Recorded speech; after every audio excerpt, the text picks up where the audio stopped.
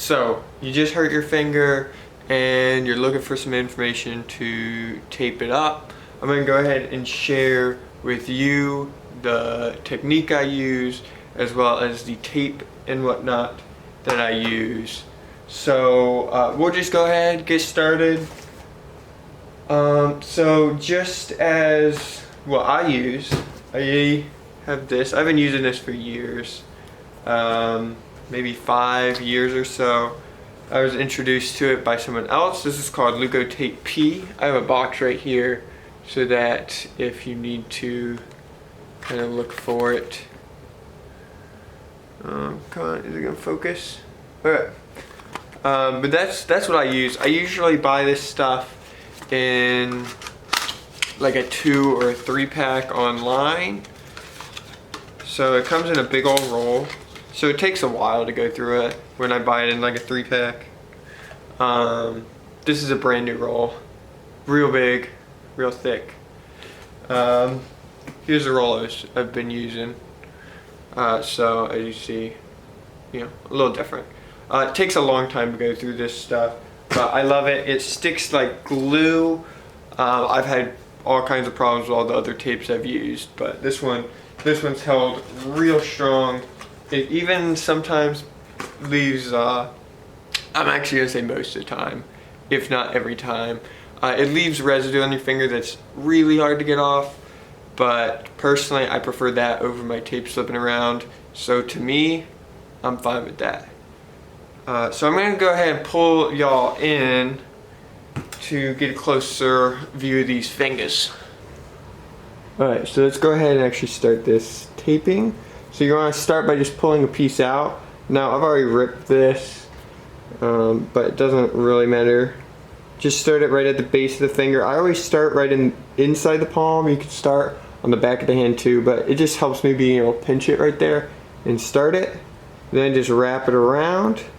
And I'm trying to completely cover. So usually this first time around I'm trying to go almost underneath so it wraps the bottom completely on that so it doesn't catch since it's starting one. And you just want to go around loosely. Now right now it's already ripped, so it's easy to kind of gently wrap around. You don't want to like be pulling this tight because then you're going to cut the circulation off your fingers. So just like very loosely wrap it around. And really you only need like 2. If you really want to go around a third, you can. And then what I'll do is I'll just kind of pinch it on the finger and then I'll kind of pull. So I'm not trying to pull this while I'm wrapping it around because that's going to create a very tight wrap and you're going to cut the circulation off. So wrap it around, and here is the key part. So now we're going to create the kind of X part.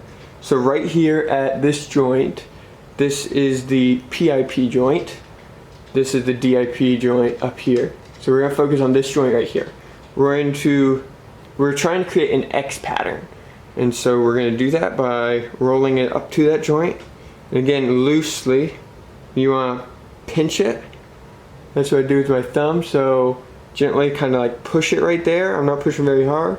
And then bend. I like bending my finger a good bit because you want your finger to bend while you're climbing, right? So bend it. Don't put it completely at 90. Just kind of put it slightly less. Then you're right at the top. And again, so I'm coming to the end here. So I'm just going to kind of pinch it here and rip. Alright, so I ran out. So we're going to go ahead and try this again. But you're just going to gently wrap right there. And ideally, you wouldn't have ran out. But let's go ahead and rip our next piece out. So I'm just going to find the end here. And then we're just going to start ripping that. And ideally this would be all one piece, but we're just going to continue from here. So wrap it around. You can do that once or twice, and then we're going to do the same thing. We're going to come around, make that X. You want that X to cross right at that joint, I'm gonna pinch it and bend my finger. And I'm going to then, I like it bent while I'm kind of in that crimpy kind of position. And then you wrap back down here again, very gently. And then you repeat the process. So go back, and so then we wrap right here, gently push it right there into the middle of the joint, and then wrap straight around the back, and then flat across the finger. And then we want to do the other X. So we're going to come around here, and so I'm trying to look into the camera. So pinch it. Sorry about the lighting too. And wrap it around back. And then just pull it out, and then I make sure when you finish it on the back of the finger here. So I'm gonna rip it right there so that I can finish it on the back of the finger. And what that should leave you with is this kind of like cut out so that your finger has the ability to bend right there, but it's also taped up right there. Now this taping that we just did on this joint, you can do on this higher up PIP joint as well. You just do the same thing.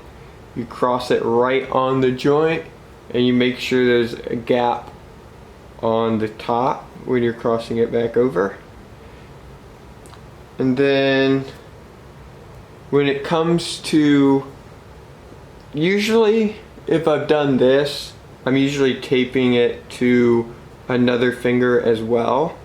And so what buddy taping allows is to not worry about accidentally grabbing a hold with a single finger. So I've accidentally grabbed crimps with solely my ring finger before and held on, and it's, you know, not the best thing ever. So especially when your finger's injured, you want to try to avoid that kind of stuff, right? So when I'm buddy taping, I simply just take it and I'll put it, I'm gonna wrap it around this finger, but it really doesn't matter what finger. So this is the thick part that I'm wrapping around, and I'll just wrap it around the finger just twice again, doing the same stuff. So I'm pulling that out, but I'm not like pulling it tight while I'm doing that. So just keeping it real loose. I'll wrap it around once or twice, come around the top of the hand, and just loosely wrap it around this. Come around once, come around a second time. Now I always do it at the bottom of the finger. If I can, it helps a whole bunch with just keeping some mobility. And then go ahead on the back of the hand, just rip it off. And that'll allow those fingers to stay together.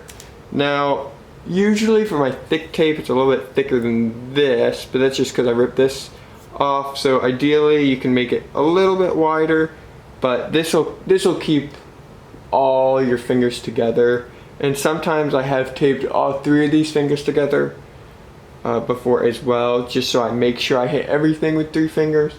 But that's essentially what that looks like if you're trying to tape up your fingers like that. Keep them safe. So if you have any questions about the actual taping procedure, or any questions really about this particular tape, I definitely recommend it. I'm not getting paid or anything to say that. I just really like this product. Let me know and I'll go ahead and try to answer any questions you have.